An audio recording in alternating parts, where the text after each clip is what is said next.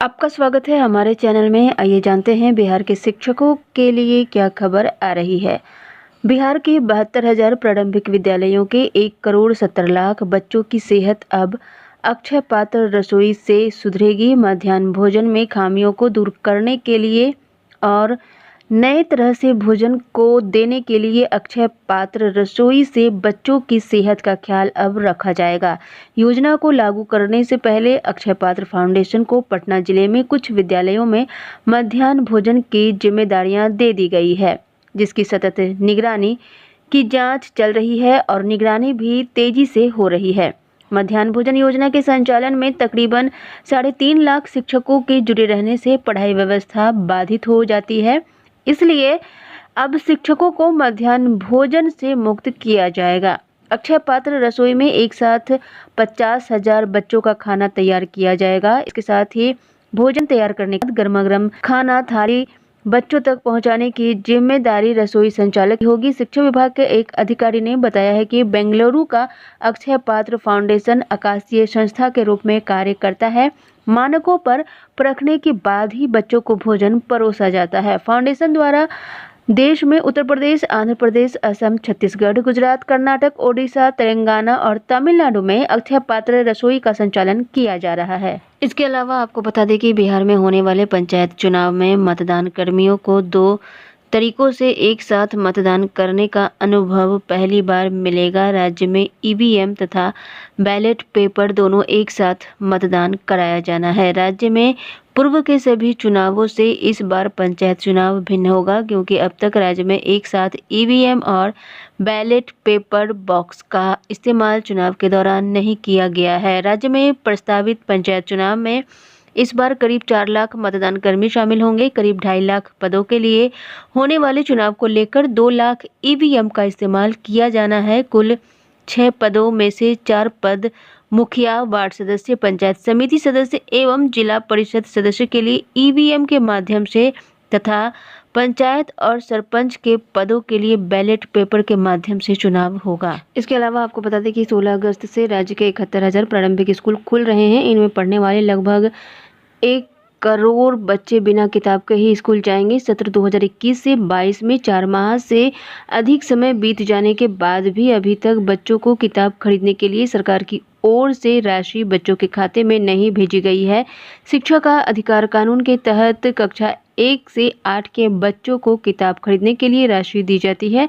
किताब के लिए बजट का प्रावधान भी नहीं किया जा सका है। समग्र शिक्षा अभियान के तहत पुस्तक मद में केंद्र सरकार 60% और राज्य सरकार 40% राशि देती है। पिछले साल 2020 से 21 सत्र में कक्षा 1 से 8 तक के 1.25 करोड़ बच्चों के खाते में बिहार शिक्षा परियोजना परिषद के माध्यम से 379 करोड़ राशि भेजी गई थी।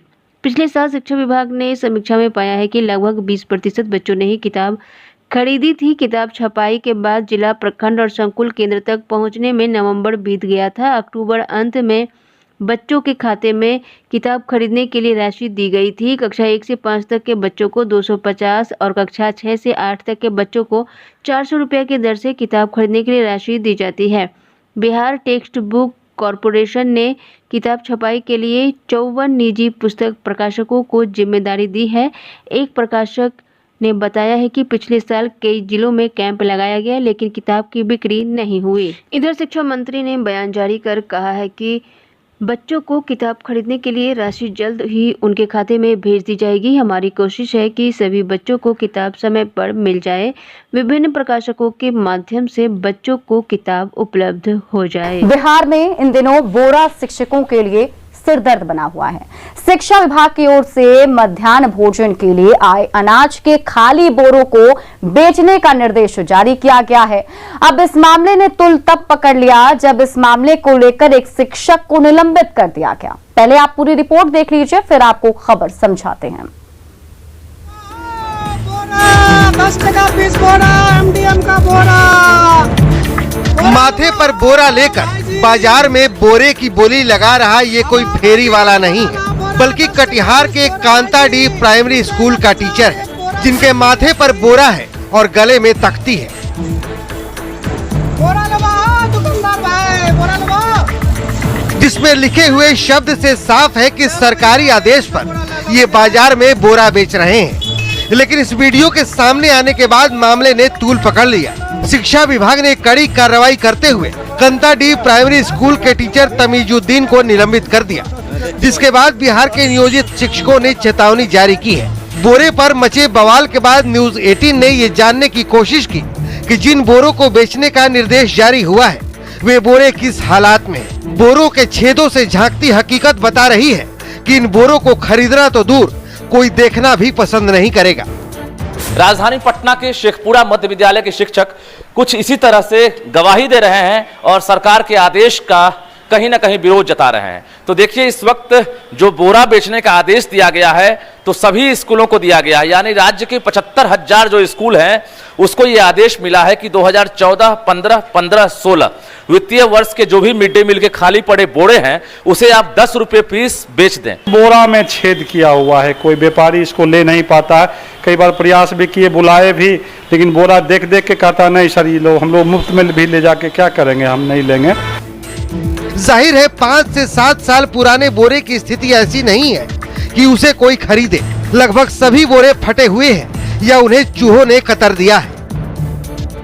हमारे यहाँ का डैमेज हो गया है और चूहा की वजह से सारे बोरा कटा हुआ है, और बोरा जब कट गया है, फट गया है, तो उस बोरे को कहाँ से हम लोग बेच पाएंगे। दरअसल शिक्षा विभाग की ओर से साल 2014-15 और 2015-16 में विद्यालयों को उपलब्ध कराए गए मध्याह्न भोजन में चावल के खाली बोरे को बिक्री करने और पैसे जमा करने का आदेश जारी किया गया है। सरकार ने खाली बोरे का मूल्य 10 रुपया प्रति बोरा निर्धारित कर दिया है। न्यूज 18 के लिए पटना से रजनीश कुमार की रिपोर्ट। बोरा MDM का बोरा लो भाई जी। और चलिए अब इस खबर को समझते हैं। बोरा बेचने का निर्देश अव्यवहारिक है। 5 साल पहले का बोरा सुरक्षित रखना काफी कठिन है। विभाग को इसके लिए शिक्षकों को नहीं बल्कि एक सिस्टम बनाना चाहिए। शिक्षकों का काम पढ़ाना है, बोरा बेचना नहीं। शिक्षक तनाव में रहेंगे तो शिक्षा कैसे दे पाएंगे। एक शिक्षक को निलंबित कर दिया गया है, जिसका विरोध शिक्षक कर रहे हैं। अब आप इसी से समझ सकते हैं कि ये बोरा इन शिक्षकों के लिए कितना बड़ा सिरदर्द बना हुआ है। और सिरदर्द कैसे नहीं बनना भी लाजमी है, क्योंकि बोरे में ढेर सारे छेद हैं।